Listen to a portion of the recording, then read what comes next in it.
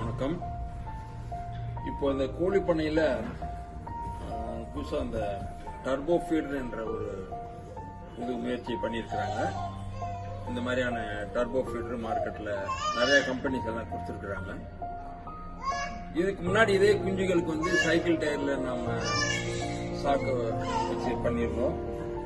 அதன் பிறகு மஞ்சள் கலர் ட்ரே கொடுத்தாங்க. அதன் பிறகு சிக்கு ஃபீடர் வைக்க சொல்லியிருக்காங்க. இப்பொழுது இந்த டர்போ ஃபீடர் வைக்க சொல்லியிருக்காங்க. இன்னும் 2 வருஷம் கழிச்சு வேற என்ன மாறும் தெரியவில்லை. ஆனால் ஒரு 40 கோழி குஞ்சுகளுக்கு ஒரு டர்போ ஃபீடர் வைக்குமாறு சொல்லியிருக்காங்க. அந்த கணக்குப்படி பார்த்தால் ஒரு குஞ்சு ஒரு முதல் வாரத்தில் ஒரு 10 கிராம் 15 கிராம் சாப்பிடும்.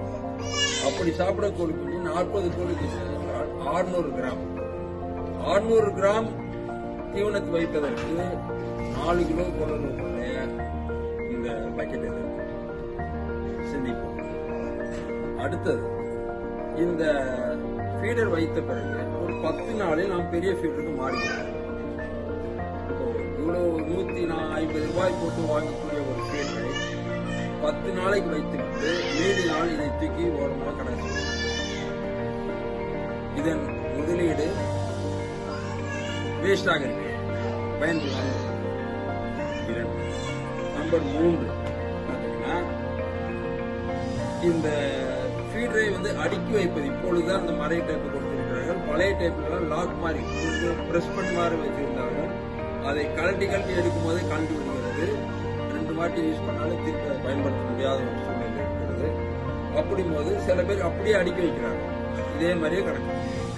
அப்போ ஒரு 100 ஃபீட் 150 சிக் ஃபீட் இருக்குதுன்னா ஒரு ஓரத்துல இருந்து மலை மாதிரி குட்டானாட்டம் கிடக்குது. எலி கடிச்சு அதை பாதிக்குது, இடத்த அடைச்சிக்கிட்டு இருக்குது. சிரமங்கள், இவ்வளவு சிரமங்களும் இருந்தும் நம்ம இதை தான் வாங்க சொல்லி எல்லாரும் கட்டாயப்படுத்துகிறார்கள். அதற்கு மாற்றாக 30 வருடமாக நம்ம கோழிப்பண்ணை தொழிலை நானும் பண்ண வைத்திருக்கிறோம். இதே தொழிலே இருக்கக்கூடிய நான் SS அக்ரோடெக் நிறுவனம் அந்த குடும்பத்திலிருந்து இப்பொழுது இந்த டர்போ ஃபீடரை ஒரு வித்தியாசமான கண்ணோட்டத்திலே நாங்கள் பார்த்திருக்கிறோம். அதாவது நாம் குஞ்சுகளுக்கு சிக்கு ஃபீடர் வைப்பதற்கு இந்த தட்டு வைத்திருக்கிறோம். அது மேல வந்து ஒரு பக்கெட் வச்சு சிக் ஃபீடர் வந்து மார்க்கெட்டில் கொடுத்துருக்கோம். அதற்கு பதிலாக மாற்றாக நம்ம இந்த பெரிய ஃபீடரில் இருக்கக்கூடிய அந்த ஃபனல் மட்டும் எடுத்து இதிலே வைத்து இந்த குச்சி ஒன்று ஸ்பெஷலா டிசைன் பண்ணிருக்கிறோம். இந்த குச்சி இதிலே வைத்து விட்டால் மர டைப் தான். இதுவே வந்து ஒரு டர்போ ஃபீடராக மாறிடும். ஒரு இதுல வந்து நீங்க வந்து 1 கிலோ தீவனத்தை வந்து அதிகபட்சமாக அவ்வளவு கூட தேவைப்படும். ஏனென்றால் குஞ்சு தீவனம் வந்து ரொம்ப பொடியா பவுடர் மாதிரி இருக்கும். இவ்வளவு பெருசில் வைக்கும் பொழுது இந்த மாதிரி மழைக்காலம் மூடமான காலத்துல பார்த்தீங்கன்னா அப்படியே ஈரப்பதத்தை இழுத்து கொண்டு இது அப்படியே கட்டி மாதிரி குடிச்சு ஒவ்வொருத்தரும் திருப்பி குடிக்கிறதுனால இறங்குற மாதிரியான சூழ்நிலை. ஆனால் இதில் அந்த மாதிரியான பிரச்சனைகள் இல்லை. போடக்கூடிய தீவனமே இதுல பாதி ஃபீடு போட்டாலே போதுமானது. இதுல வந்து இறங்கி கொண்டிருக்கும் தீவனம். மேலுமாக 10 நாள் கழிந்த பிறகு இந்த ஃபனலை எடுத்துவிட்டு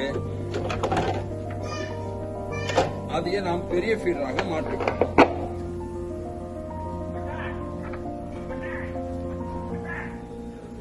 இந்த பெரிய ஃபீடராக பக்கெட் இருக்கிறது. பக்கெட் வைத்த பிறகு இந்த ஃபனலையும் எடுத்து இதில் வைத்து விடுகிறோம். அப்போ இந்த ஃபீடர் வாங்கும் பொழுது ஏகப்பட்ட செலவுகள் பண்ணாமல் இந்த ஒரு குச்சியும் இந்த பிளேட்டும் இது மட்டும் வாங்கினாலே போதும். டர்போ ஃபீடரும் ஆகுது.